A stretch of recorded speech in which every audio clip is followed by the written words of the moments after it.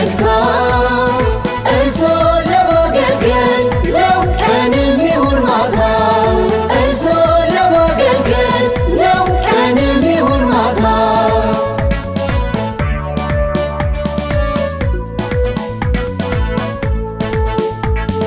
በአግባቡ አቀናጅቶ ሰብስቦ አደራጅቶ ለአገልጋይ ተገልጋይ በፍጥነት አግባብቶ ዘመኑን በዋጀ ዲጂታል መዋቅር የመበልጸግ ውጥን ይጓዛል እስከ ዳር ይጓዛል እስከ ዳር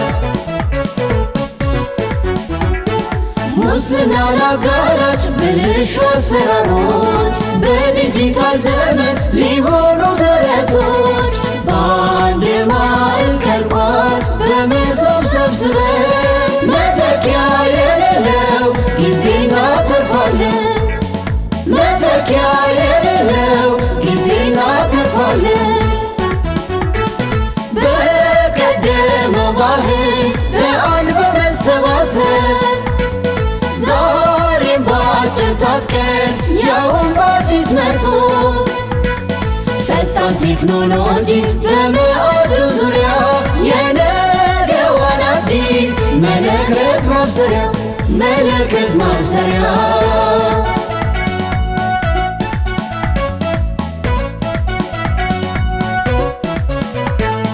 በአዲስ መሶብ አገልግሎት አለን ለሁሉም እንኳን ለለውጡ 8ኛው ዓመት መጋቢት 24 ፈጣሪ አምላክ በሰላም አደረሰን አደረሳችሁ።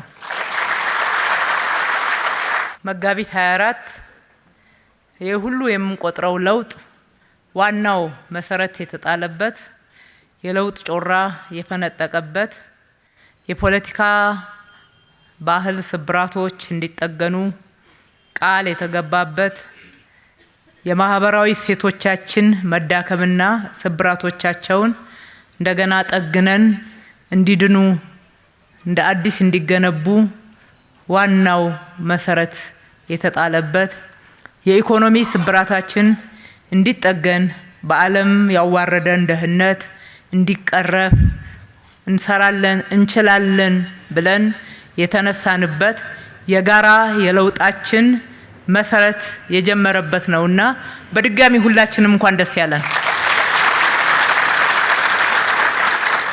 የሀገራችን የኢትዮጵያ ለውጥ እጅግ በጣም አስፈላጊ የነበረ ለውጥ ነው። ህዝቦች ኢፍትሃዊነትን ተቃውመው ፍትሃዊነት ይንገስ፣ እኩልነት፣ በጋራ መስራት፣ ተቋማት መገንባት፣ ለህዝብ ክብር፣ ተገቢ አገልግሎት መስጠት፣ የኢኮኖሚያዊ ተጠቃሚነት የሀገራችን ደግሞ ክብር ከፍ እንዲል በጋራ ጥያቄ ያቀረቡበት ለውጡ የሁሉም ከሁሉም ለሁሉም የሆነ ለውጥ ነው። በዚህ ለውጥ ያገኘናቸው ትሩፋቶች አሁን በአንድ መድረክ ከምንቆጥራቸው በላይ ነው። በእርግጥ የህዝቡ የዕለት ዕለት ህይወት ምንድነው የመጣው ለውጥ የሚለውን አፍ አውጥቶ ይመሰክራል። ከዚህ አንፃር ደግሞ ከየትኛውም አካባቢ በላይ አዲስ አበባ ምስክር ናት፣ ማሳያ ናት። የኢትዮጵያን ብልጽግና አይቀሬነት ከተማችን አዲስ አበባ አፍ አውጥታ ትናገራለች። ያዩዋት ሁሉ ይሄንን እውነት ይመሰክራሉ። በአዲስ አበባ ውስጥ ደግሞ ለጉለሌ ትንሳኤ ሆኗል። እንኳን ደስ ያላችሁ። በፖለቲካ ባህል እንኳን ብንወስድ በኢትዮጵያ ወንድማማች እርስ በርስ መገዳደል ይብቃ፣ የፖለቲካ ባህላችን ይዘመን፣ እንሰልጥን፣ በምክክር ይሁን በህዝባዊ ውሳኔ ይሁን ማንኛውም አይነት የፖለቲካ ጥያቄ በሰለጠነ መንገድ ቁጭ ብለን ተነጋግረን ኢትዮጵያውያን ተደማምጠን መወሰን እንችላለን። መገዳደል እጅግ በጣም ኋላ ቀር የፖለቲካ ባህል ነው። ዓለም ሲዘምን አብረን መዘመን አለብን። እንለወጥ። የባለፈውን ቁርሾ በይቅርታ በፍቅር በምረት እንሻገር። ለወደፊት ደግሞ ሁላችንም በጋራ ሆነን በጋራ ተመካክረን በጋራ የወሰነውን እየፈጸምን እየተገበርን አገራችንን እንገንባ። በዋናነት ወደ ኋላ ያስቀረን ይህንን ባህል አለመገንባታችን ነው። አንዱ ሲሰራ ከኋላ የመጣው ሲያፈርስ፣ ሌላው ደግሞ እንደገና ሲጀምር ሀገራችን ወደ ኋላ ቀርታለች። ኋላ ቀርነት መጠቀሻ ስማችን ሆኗል። ከዚህ እንላቀቅ የሚለው ዋናው በኢትዮጵያ ፓርላማ ቃል የተገባበት የዛሬ 8 ዓመት መጋቢት 24 ነው።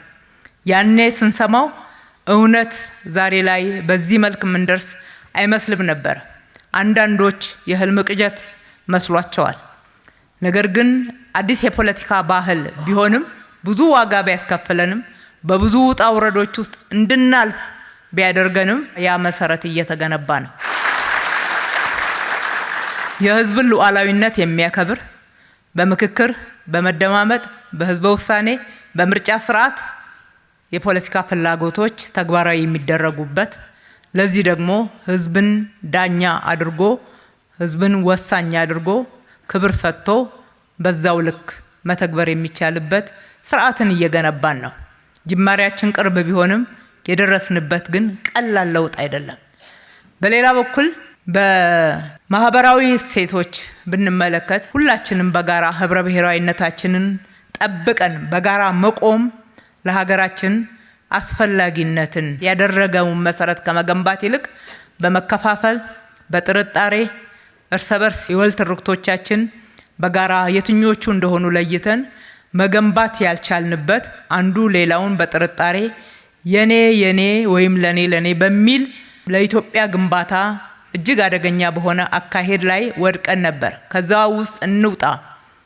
ኢትዮጵያ ለሁላችንም ትበቃለች። ማህበራዊ እሴቶቻችን ይገንቡ።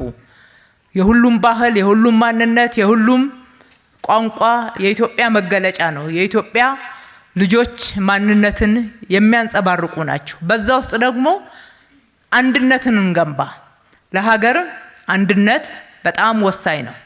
ህብረ ብሔራዊነታችንን በዛ ውስጥ እንጠብቅ።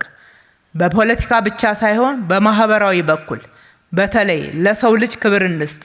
የኢትዮጵያውያን ክብር የሚመጥኑ ስራዎችን እንስራ ብለን ሰው ተኮር የሚል ፕሮግራምን ለህዝብ ያስተዋወቅንበት፣ በንግግር ሳይሆን በተግባር ፈጽመን እጅግ በጣም በሚታይና በሚዳሰስ ለውጥ ስራዎችን የሰራንበትና ውጤት ያገኘንበት ነው።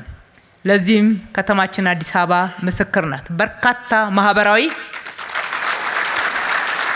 በርካታ የማህበራዊ ስብራቶች ተጠግነዋል። ከተማችን ላይ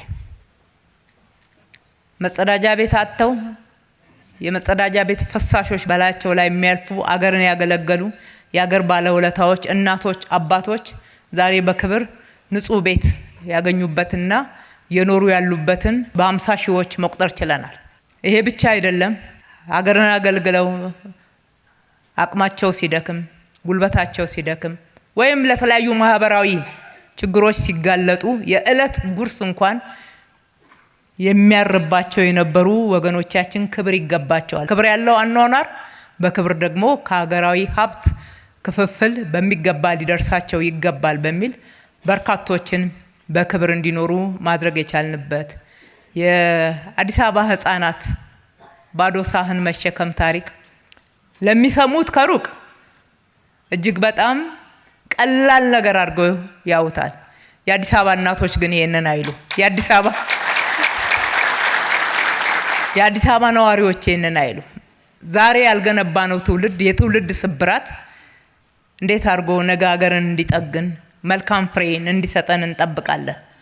ስለዚህ የአዲስ አበባ ተማሪዎች ህፃናት እኩል በልተው እኩል ለብሰው ተመሳሳይ ደብተርና እስክሪብቶ አግኝተው በክብር ደስ እያላቸው እንዲማሩ የእናቶች ሸክምና የወላጆች ሸክም ብቻ እንዲቃለል ብቻ ሳይሆን የእኩልነት ስሜት እንዲገነባ በአእምሮም በአካልም የበቁ እንዲሆኑ ሀገራቸውን እንዲወዱ ነገ ከኛ በተሻለ ኢትዮጵያን እንዲገነቧት ሀገራቸው የሚያፍሩባት ሳትሆን የሚኮሩባት ሆና በፍቅር እንዲያድጉባት ቦርቀው እንዲያድጉባት ማድረግ የተቻለ ትልቅ የማህበራዊ ስብራት ጥገና ወይም ደግሞ አዳዲስ መሰረቶች የሰራንበት ጅማሮ መጋቢት 24 ነው። ከዚህም ባሻገር ዓለም ላይ ያዋረደን ድህነት ነው። በብዙ መንገድ ኢትዮጵያውያኖች ጀግኖች ነን። ሀገራችን ስትወረር ጀግኖች አንድ ላይ እንደ ንብ፣ ያኔ ክፍፍል የለም፣ በጋራ ነው የምንቆመው። በማግስቱ ግን እንዴት አድርገን የበለጠ ጥንካሬያችንን መሬት እናስይዝ የሚል የኢኮኖሚ ግንባታ ላይ በርካታ እጥረቶች፣ ስንፍናዎች፣ አላዋቂነቶች ነበሩብን። በጀግንነት በጦር ሜዳ አሸንፈን በእጅ አዙር በፖሊሲ በእርዳታ ስንገዛ ኖረናል። ይሄ ገመናችን ነው፣ የማንክደው ገመናችን። ይሄ አሳፋሪ ነው። ኢትዮጵያን የጀግኖቹን ሀገር አይመጥንም በሚል የዛሬ 8 ዓመት የተጀመረው በሀገር በቀል ኢኮኖሚ ሪፎርም ኢትዮጵያ የራሷን ሀብት አይኗን ገልጣ እንድትመለከት እንደገና መስራት፣ ልጆቿን ክንዳቸውን አጠናክረው በጋራ በሁሉም ቦታ ላይ ያሉ ሀብቶቻችንን ተመልክተን እሴት ጨምረን ወደ ሀብትነት ለውጠን በሰፊው መስራት የጀመርንበት ዛሬ በአፍሪካ ትልቅ ኢኮኖሚን ከገነቡ ሀገራት ተርታ ውስጥ መግባት የቻልንበት የዚህ የለውጥ መሰረት ነው። የዛሬ 8 ዓመት ደሞዝ ለመክፈል ችግር የነበርንበት ሁኔታ ነው፣ አይረሳም። ዛሬ ላይ ግን በአንድ ዓመት እንኳን አምና ሰራተኞቻችን 2 ጊዜ የደሞዝ ጭማሬ፣ ሌሎችም ጥቅማ ጥቅሞች በቂ ነው ከዘመኑ ጋር ባይባል እንኳን ማድረግ የቻልንበት ኢኮኖሚያችንም በአፍሪካ ከሚጠቀሱት ሀገራት ውስጥ አንዷ ኢትዮጵያ ሆና መጠቀስ የቻለችበትን የኢኮኖሚ ግንባታ ደረጃ ላይ መድረስ ችለናል። ያዋረደንን ድህነት እጅ አንሰጥም ብለን ኢትዮጵያውያኖች የተስማማንበትና 24/7 በመልፋት በራሳችን ላብ፣ በራሳችን ጥረት፣ በራሳችን ግረት ሀብት እየፈጠርን ኢትዮጵያን የማበልጸግ ዜጎቿ ምግብ የሚለምኑ ሳይሆን ከተረጂነት ተላቀው የሚረዱ መሆን እስከሚችሉ ድረስ እንዲያልሙ የማድረግ ትልቅ ኢኮኖሚ ግንባታ በሀገራችን ላይ ተጀምሯል፣ ፍሬም አፍርቷል። አዲስ አበባ ምስክር ናት። የከተማው ንጽህና፣ የከተማው የመሰረተ ልማት ግንባታ፣ አጠቃላይ የከተማዋ መዘመን ዓለም እየተነጋገረበት ያለበት ደረጃ የደረሰው 5 ሳንቲም የማንም እርዳታ አልመጣልንም። የራሳችንን ሀብት ትላንትና ከተማችን ውስጥ የነበረው በትክክል ያልተጠቀምንበት አሊያም ደግሞ አላግባብ ሲዘረፍ የነበረ ወደ ውጪ ሲወጣ የነበረውን ለሀገር፣ ለሕዝብ፣ ለሀገራችን ከተማ ግንባታ ስላዋል ነው። አንድም ነገር ሳይጎድል ሌሎች ፕሮጀክቶቻችንን እየሰራን ከተማችንን መልሰን ገንብተናል። ከሕዝቡ ኑሮ በብዙ መንገድ ጫናዎችን ማቃለል የቻልንበት ነው። በብዙ ፕሮጀክቶች መግለጽ ይቻላል ይሄንን። በአጠቃላይ የኢኮኖሚ ግንባታችንም በዚህ ልክ በፍጥነት እየሄደ ነው። የስራ ባህል እየተሻሻለ ነው። ሚሊዮኖች ስራ ይዘዋል። ከ2 ሚሊዮን በላይ በከተማችን ባለፉት 8 ዓመታት የስራ እድል መፍጠር ችለናል። በአጠቃላይ የለውጡ ትሩፋቶች ብዙ ናቸው። አንዱና መሰረታዊ ዘመናት ሲቀያየሩ፣ መንግስታት ሲለዋወጡ ቃል እየተገባ ተግባራዊ መደረግ ያልቻለውና አይቻልም አይነት ተስፋ መቁረጥ እየመጣበት የነበረው ግን ከየትኛውም በላይ የተቋም ግንባታ ጉዳይ ነው። እንደምታውቁት በአገራችን የፖለቲካ ስርዓት መዛባት የተነሳ ህዝብን የሚያገለግል የሲቪል ሰርቪስ ተቋምና ፖለቲካን ባለመለያየት የፖለቲካ ተቋም ይመስል ስርዓት በተቀያየረ ቁጥር መስሪያ ቤቶች ይፈርሳሉ፣ እንደገና ይሰራሉ። እንደገና ብዙ ሀብት የፈሰሰበት ወደ ኋላ እየተተወ አዲስ ይጀምራል። መስሪያ ቤቶችን አልገነባንም፣ ሲስተም አልገነባንም። ከዚህ የተነሳ አገልግሎታችን ሊሻሻል አልቻለም። ሁሌ እንግልት፣ እዛም እዚህም በማማለጃ ዋጋ የሚከፍለው ህዝብ ቤቱ ይቁጠረው። በሌላ በኩል በምልልስ በእንግልት ግብር ከፍሎ ባቋቋመው የመንግስት መስሪያ ቤትና በቀጠረው ሰራተኛ ክብር ሲያጣ የኖረው ማህበረሰባችን ይህንን ለመካስ የሚያስችል ስራ በሚገባ አልተሰራም። እኛም ባለፉት 8 ዓመታት በርካታ ጥረቶች ስናደርግ ቆይተናል። ተቋማትን ለመገንባት የተለያዩ ሪፎርሞችን ለመተግበር ያን ያክል አመርቂ ውጤት ያገኘንበት አልነበረም። ቅድም እንደምናገረው እንደ ማህበራዊ ጉዳዮች ላይ የሰራናቸው ስራዎች ውጤት እንደ ኢኮኖሚ ውጤት በፍጥነት እንደ ፕሮጀክቶች ለውጥ ያሳየን የስራ ክፍል ወይም ደግሞ ዘርፍ አልነበረም። አሁን ግን ክብር ለረዳን ፈጣሪ አምላክ ይሁን መሶብ አዲስ ብስራት ይዞ መጥቷል። የመሶብ ዲጂታል አንድ ማዕከል አገልግሎት አምና ከተጀመረበት እንደ ፌዴራል በክቡር ጠቅላይ ሚኒስትራችን ይፋ ከተደረገበት ጊዜ ጀምሮ ከተማችን አዲስ አበባ ላይ በፍጥነት ሰርተን ህዝቡ ጋር ለማድረስ ጥረት አድርገናል። ዛሬ 6ኛውና የጉለሌን ማዕከል የከፈትንበት ዕለት ነው። እነኚህን 6 ማዕከላት ስንከፍት በአራዳ ክፍለ ከተማ ላይ ነው የጀመርነው። ከ130 ሺህ በላይ ሰዎች የተገለገሉበትን አይተናል። እርካታው ከ98 እጅ በላይ ሆኗል። አልተንገላታውም። በትክክል ተገልግያለሁ። የተገለገልኩት አገልግሎት ጥራት ያለው ክብር ያለው በሚገባ ረክቻለሁ የሚል ማህበረሰብ ራሱ እዛው ላይ ቲክ እያደረገ እውነትን እየመሰከረ የመጣበት ነው። የስራ አካባቢዎች ንጹህ መሆን አለባቸው፣ የሚያምሩ የሚስቡ። ተረታችን እኮ እንደዛ ነው የሚለው፣ አልተገበርነውም እንጂ ፍላጎቱ አለን። ከፍትፍቱ ፊቱ እንላለን። ነገር ግን እውነትም መንግስት መስሪያ ቤት ስትገቡ ከፍትፍቱ ፊቱን ታገኛላችሁ? አይደለም፣ አልነበረም። እነኚህ ወጣቶች አሁን ያዳምጡናል። አንዱ ስልጠናቸው ይሄ ነው። መጀመሪያ ከየትኛውም አገልግሎት መስጠት በፊት እንኳን ደህና መጣልኝ ቤቱ ሆኖ እንዲሰማው፣ ተገልጋይ ሲመጣ የሄደው ወደ ቤቱ በክብር የሚገለገልበት ንጹህ አካባቢ፣ መልካም ጠረን ያለበት ለማገልገል ክብር የሚያገኝበት ስፍራ እንዲሆን የመንግስት መስሪያ ቤት የጀመርነው ስራ ፍሬ እያፈራ ነው። ሁለተኛ ወደ አገልግሎት በሚሄድበት ሰዓት ምን መስፈርት ሊያሟላውም እንደሚገባ በግልጽ ያገኛል። አገልግሎቱን አጥቶ ቢመለስ እንኳን መስፈርት ስላላሟላ እንደሆነ ያምናል እንጂ የሆነ ተጽዕኖ ተደርጎበት እንዳልሆነ በግልጽ የሚያውቁበት ስርዓት ነው። ሰው እንደፈለገው ሊያዛባው የሚችል አይደለም። ከዛም አልፎ በፍጥነት በጥራት ያለ እንግልት ጊዜን፣ ሀብትን፣ ጉልበትን በሚቆጥብ አግባብ አገልግሎት አግኝቶ ወደ ሌላው ስራው በፍጥነት የሚመለስበት፣ አንዳንዴም ደግሞ ከቤቱ መገልገል የሚችልበት የአገልግሎት አይነቶችን ጀምረናል። ስለዚህ የመንግስት መስሪያ ቤትን መገንባት ቀጣይነት ባለው ከስርዓት ጋር በማይለዋወጥ ቋሚ የሆነ ነፃ ፍትሃዊ የሆነ አገልግሎት የሚሰጥበት ይሆን ዘንድ እየገነባን ነው። ከራሳችን ፓርቲ ባለፈ ለፖለቲካ ግብአት ያልሆነ ነገር ግን ከዛ ባለፈ ለሀገር ግንባታ፣ ለኢትዮጵያ እድገት፣ ለኢትዮጵያ ለውጥ፣ ይሄ ለውጥ ደግሞ ቀጣይነት ያለው እንዲሆንና የማይቋረጥ ቀጥሎ የሚመጣ ሌላ ስርዓት እንኳን ቢኖር እንደፈለገው የሚያፈርሰው እንዳይሆን ህዝብ የኔ ብሎ የሚከላከለው፣ የሚጠብቀው፣ የሚጠቀምበት ሀብቱ እንዲሆን አድርገን የመንግስት መስሪያ ቤቶችን እየገነባን ነው። ይሄ ትልቅ ጅማሮ ነው። አሁን አገልግሎትን ዲጂታላይዝ አድርገን ወደ መሶብ ዲጂታል አንድ ማዕከል ያስገባ ነው 50 እጁን ያክል ነው። ቀጥታ ህዝብ የሚገለገልበት ማለት ነው።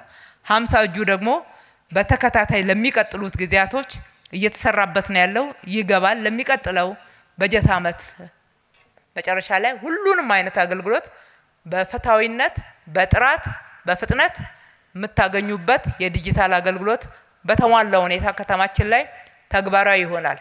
ከተማችን ላይ ይህንን ስንሰራ ለከተማችን ነዋሪዎች ብቻ አይደለም። አዲስ አበባ የአፍሪካ ዋና ከተማ ናት። የዲፕሎማሲ ሴንተር ናት። በርካታ ዲፕሎማቶች የሚኖሩባት 3ኛዋ ዓለም አቀፍ የዲፕሎማሲ ማዕከል ተብላ የምትጠራ ከተማ ናት። ወደ ከተማችን ለቱሪዝም፣ ለኮንፈረንስ፣ ለተለያዩ ጉብኝት የሚመጡትና እዚህም የሚኖሩት ጭምር ዓለም አቀፍ ደረጃውን የጠበቀ አገልግሎት የሚያገኙበት ይሆን ዘንድ እየሰራን ነውና በድጋሚ እንኳን ደስ ያላችሁ። ከተማችሁ አዲስ አበባ ደግሞ ከዛሬ ድረስ ባደረግናቸው ጥረቶች ሰሞኑን በወጣው መረጃ በአፍሪካ ከ10 ጽዱ ከተሞች አንዷ ተብለናል። እንግዲህ ከነ ኬፕ ታውን ጋራ እንቀጥላለን። እኛ ገና ነው የምንለው፣ ገና ፊቱ ነው። ወደ ውስጥ ገባ የምንልባቸው በርካቶች አሉ። ልክ እንደ ጉለሌ ፊት ለፊት ብቻ አይደለም፣ ወደ ውስጥም ወደ መንደርም ገብተናል። እንጨት ለቀማ ብቻ አይደለም የቀረው፣ አረቄ ቤት ብቻ አይደለም የቀረው። ጉለሌ ላይ የሚገርም አምራች ዜጋ ነው ያለው። እድሉን ሲያገኝ በሚገርም አይነት ሁኔታ ትላንትና ልባሌ ቦታ ይውላል ተብሎ ያለ ጥፋቱ የሚከሰስ የነበረው ወጣት ሁሉ እድል ሲያገኝ በጣም ጎበዝ ታታሪ ሰራተኛ ሆኖ አግኝተነዋል።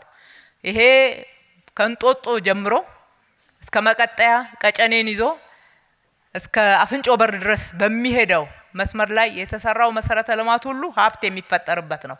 የቱሪስት መዳረሻ ነው። ሲገነቡ ብቻ አይደለም ስራ እድል ያገኙት፣ ቀጥሎ አሁንም አገልግሎት በሚሰጥበት ሰዓት እያንዳንዷ የተሰራቸው ስራ ገንዘብ የምትፈጥር ዶላር የምታመጣ ናትና የእናንተ ነው። ተንከባከቡት፣ ተጠቀሙበት።